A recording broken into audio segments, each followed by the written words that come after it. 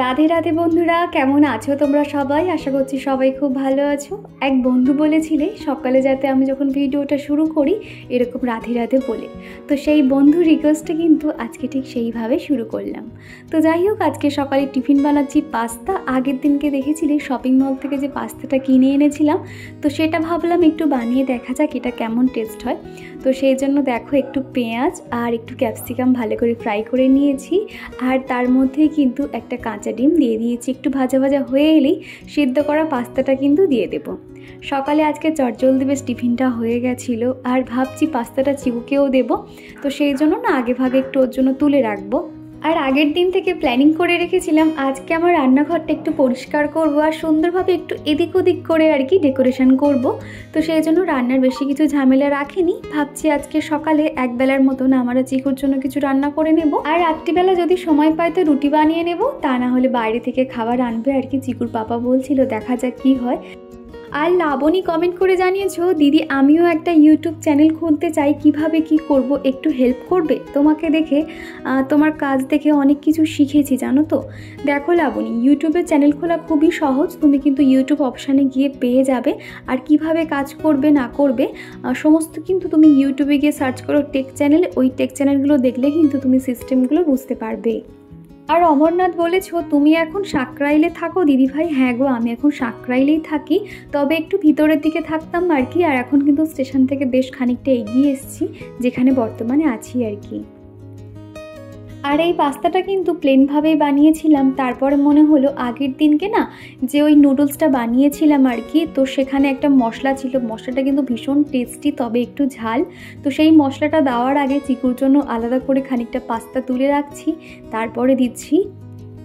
আর এই মশলাটা দিতেই কিন্তু ম্যাগির টেস্টটা একদম চেঞ্জ হয়ে গেছিলো, এত সুন্দর খেতে লাগছিল না। আর মশলাটা কিন্তু অনেকটাই ছিল, মোটামুটি এখন আর একবার ব্যবহার করতে পারবো, সেই জন্য খানিকটা রেখে দিলাম। অতিরিক্ত দিলে কি হয়, অনেকটা ঝাল হয়ে গেলে না খাওয়া যায় না।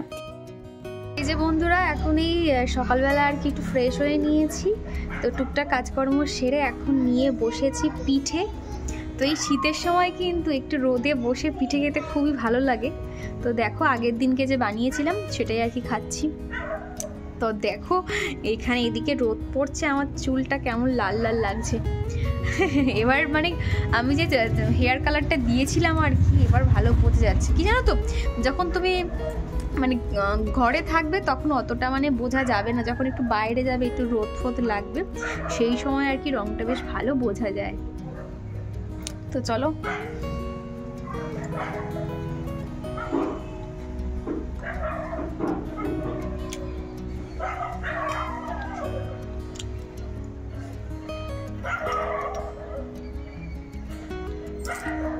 আর এই যে পাটিসাপটাটা বানিয়েছিলাম টোটাল তো পুরো ক্ষীর দিয়ে করেছিলাম, আর ক্ষীরগুলো যখন মুখে পড়ছিল এত সুন্দর খেতে লাগছিল না, ভেবে আছি এরপরে আরও একবার বানাবো, একটু বেশি করে বানিয়ে নেব।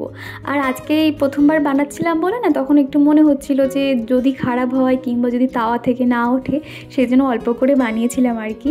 তো যাই হোক, এবার খাওয়া দাওয়া সেরে নিয়ে তারপরে সোজা চলে যাব। কয়েকটা জামা কাপড় ধোয়া কাচা হয়ে গেছে, সেগুলো এখন মেলতে হবে।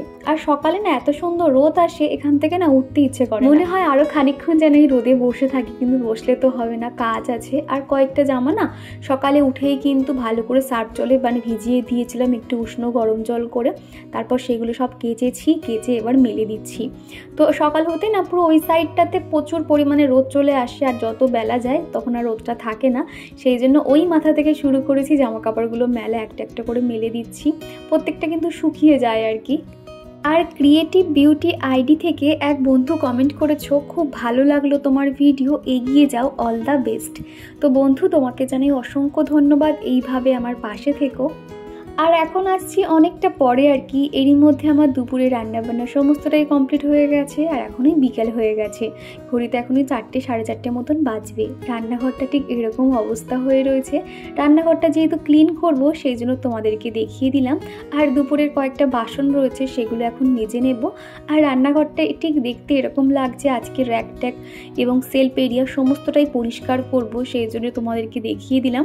আর চিকু যখন তো দেখো আমি রান্না করি, ও রান্না রান্নাঘরে তখন খেলাধুলো করে, তখন আমার রান্নাঘরটা পুরো আরও অগোছালো করে দেয়। তো সব মিলিয়ে এখন যা পেরেছি ওই উপরে সেলফের উপর রেখে দিয়েছি, দিয়ে নিচে বসে ভাত খেয়েছিলাম আর কি। আর তারপর রান্নাঘর পরিষ্কার করে নিয়ে কয়েকটা থালা বাসন ছিল সেগুলোও মেজে নিয়েছি। আর এখন এই যে টাইলসগুলো কিন্তু সুন্দর করে মুছে নিচ্ছি। একটা ভেজা কাপড়ে একটু লাইজল নিয়ে নিয়েছি, আর তারপরে কিন্তু প্রত্যেকটা জায়গায় একটু ঘষে নিচ্ছি।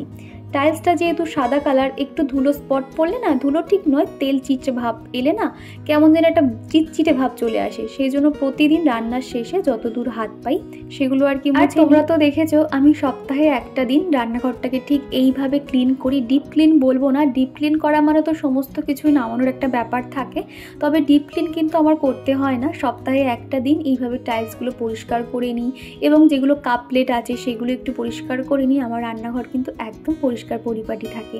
তোমরা আমার এই রান্নাঘরটা দেখতে খুব পছন্দ করো এবং রান্নাঘরের ভিডিওতে তোমরা অনেক ভালোবাসা দাও, তো সেই জন্য আজকে ডিটেলসেই শেয়ার করছি।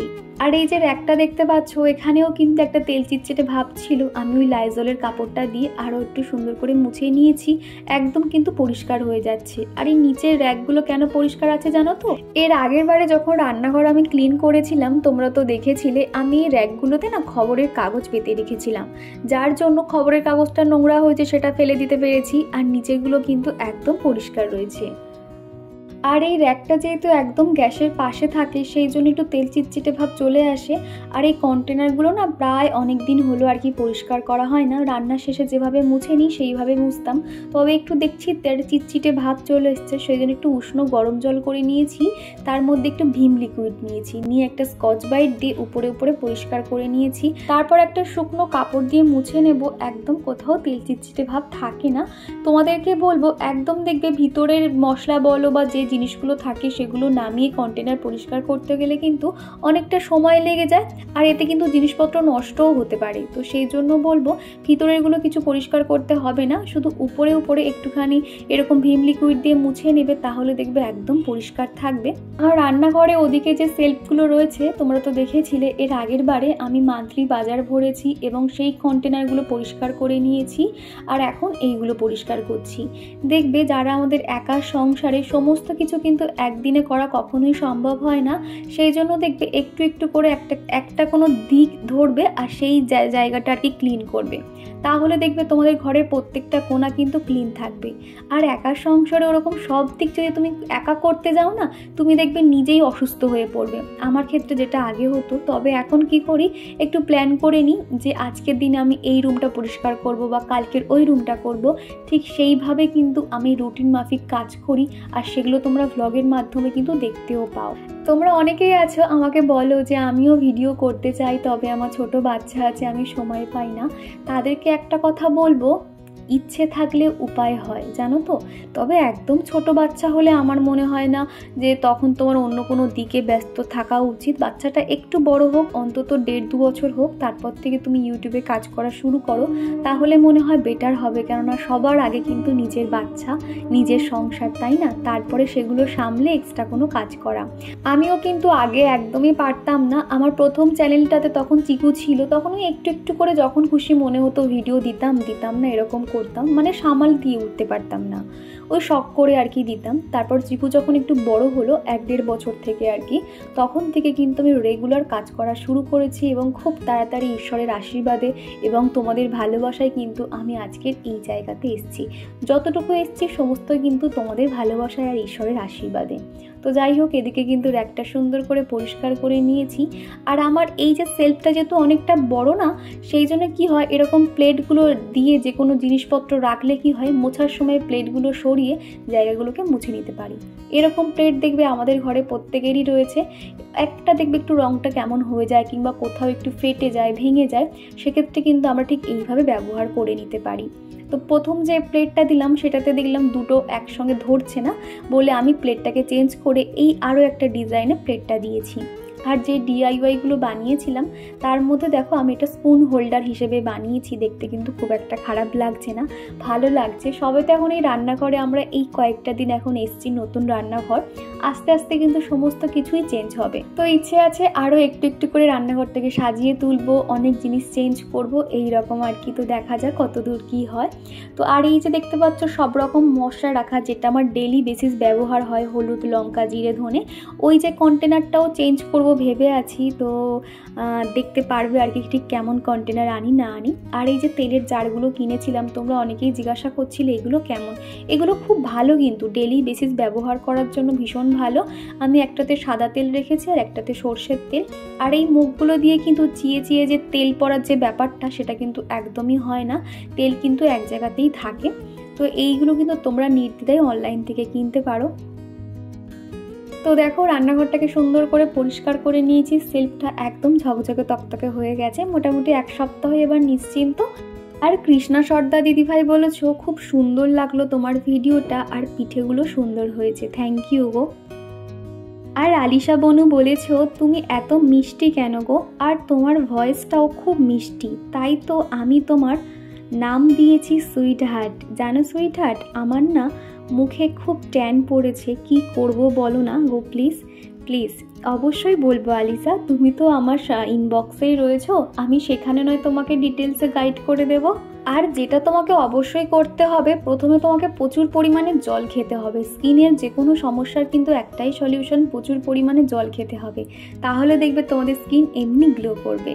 তো যাই হোক, এদিকে যে ছোট একটা সেলফ করা রয়েছে দেখতে পাচ্ছ, দুটো আর কি সেলফ করা রয়েছে। এর উপরটাতে যেগুলো আমার খুব কম ব্যবহার হয়, কাঁচের বাটি, প্লেট, যে কফি মাগগুলো, এই সমস্তগুলো এখানে সাজিয়ে রেখেছি। আর নিচের সেলফটাতে কিন্তু কাপ প্লেটগুলো সাজিয়েছি, আমার যে থালাগুলো রয়েছে প্লাস্টিকের থালা, যেগুলো আমার প্রতিদিন একটুখানি ব্যবহার করতে হয় এবং যে কোনো সুন্দর খাবার ডেকোরেশনের জন্য এই প্লেটগুলো আর কি লাগে, তো সেগুলো এখানে রেখেছি দেখতে পাচ্ছ। তো মোটামুটি খুব একটা জিনিস কিন্তু রান্নাঘরে রাখিনি, রান্নাঘরে রাখা মানে তো সেগুলো তেল চিটচিটে ভাব একটা এসে যায়, যেগুলো আমার প্রয়োজন সেগুলোই আর কি এখানে একটু সাজিয়ে গুছিয়ে রেখেছি। তো এই ছিল টোটাল আর কি রান্নাঘরটা ডেকোরেশন। কেমন লাগছে তোমরা অবশ্যই কমেন্ট করে জানিও। আর এখানে একটা সেলফ রয়েছে, এখানে সমস্ত আমার স্টিলের থালা বাসন, স্পুন হোল্ডার হিসেবে দুটো বানিয়েছি, একটা প্লাস্টিকের স্পুন রাখি আর একটা স্টিলের আর কি। তো এই যে দেখতে পাচ্ছ কন্টেনার, চপার, প্লেট, বাটি, সসপেন, এই সমস্ত আর কি এই জায়গাটাতে সুন্দর করে রেখেছি। তো এখানে কিন্তু সমস্ত কিছু এমন করে গুছিয়ে রেখেছি যাতে কিন্তু আমি নিচু হলেই সমস্ত কিছুই দেখতে পারবো, ওই একটা আনতে গিয়ে আরেকটা অগোছালো হবে না, প্রত্যেকটা দেখতেই পাচ্ছ। আর কানুপ্রিয়া বলেছো তুমি বেসিনে মাছ ঢেলে যেভাবে ধোও সেই জিনিসটা দেখতে খারাপ লাগে। প্রথমেই বলি, তুমি যদি ডেলি আমার ভিডিও দেখে থাকো, সেখানে দেখবে আমি সিঙ্ক এরিয়াটা যখন আমি থালা বাসন ধুই না কেন সেই জায়গাটা খুব ভালো করে পরিষ্কার করে নিই। তুমি ভিডিওতে হয়তো জানি না কতটা দেখো, তবে আমার কাছে কিন্তু এটা আমি নিট অ্যান্ড ক্লিন সবসময় রাখি, যার জন্য এটা আমার কাছে কিন্তু নোংরা বলে মনে হয় না। তো যাই হোক, আজকে বললাম রাতে খাবার রুটি আর বানাতে একদমই ইচ্ছে করছিল না, বারবার সেলফের উপরে উঠে টাইলসগুলো পরিষ্কার করতে করতে না আমার কোমর পা হাত পা ব্যথা করছিল। তো সেই জন্য রাতে দেখো বিরিয়ানি নিয়ে চলে এসেছে, আর দুপুরে মাছের ঝোল করেছিলাম, ওটা চিকুকে দিয়ে দিয়েছি। আর এটা হলো মোগলের বিরিয়ানি, এত সুন্দর খেতে লাগছিল না, প্রথমবার মোগলের বিরিয়ানি আনা হলো, দারুণ খেতে ছিল। তো চলো বন্ধুরা, টাটা।